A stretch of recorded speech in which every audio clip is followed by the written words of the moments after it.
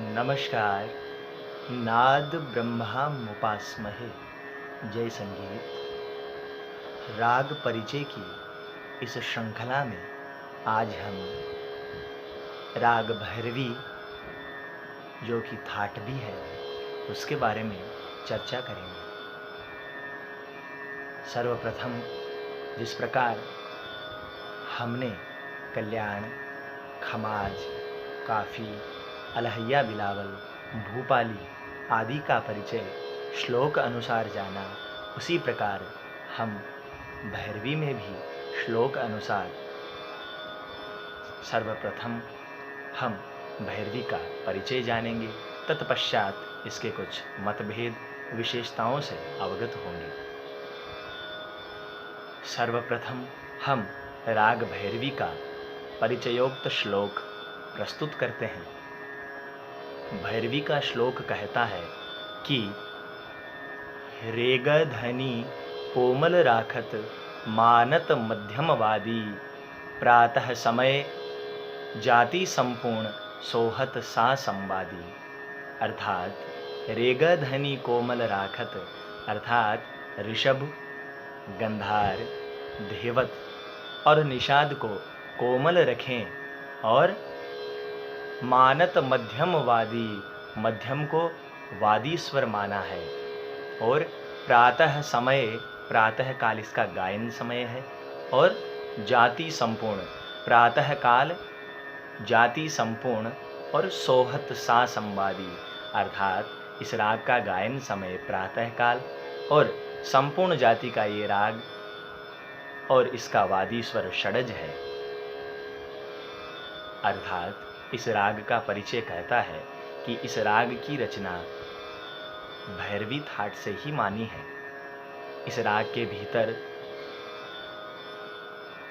कोमल ऋषभ, कोमल गंधार, कोमल धेवत और कोमल निषाद प्रयुक्त हुए हैं। इस राग का गायन समय प्रातःकाल और ये संपूर्ण जाति का राग है। आइए हम अब इसका एक मतभेद भी जानते हैं कि कुछ संगीतज्ञों का मत है कि इस राग के भीतर पंचमवादी और षडज संवादी माना जाए, किंतु अधिकांश संगीतज्ञ क्रमशः मध्यमवादी और षडज संवादी ही मानते हैं। अब हम इसकी विशेषता जानते हैं। प्रथम विशेषता यह कहती है कि राग भैरवी का गायन समय प्रातःकाल है और इसको हमने अभी श्लोक अनुसार जाना भी, किंतु इस राग के प्रचार और प्रसार में यह निहित हो गया है कि इस राग को हर समय गाया बजाया जाता है।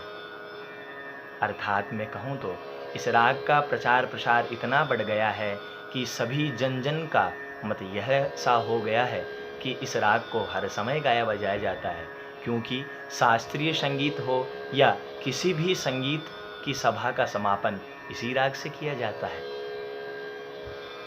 अब हम सब ने ऊपर राग विवरणांतर्गत हमने जाना कि इस राग के भीतर रेगधनी कोमल प्रयुक्त हुए हैं।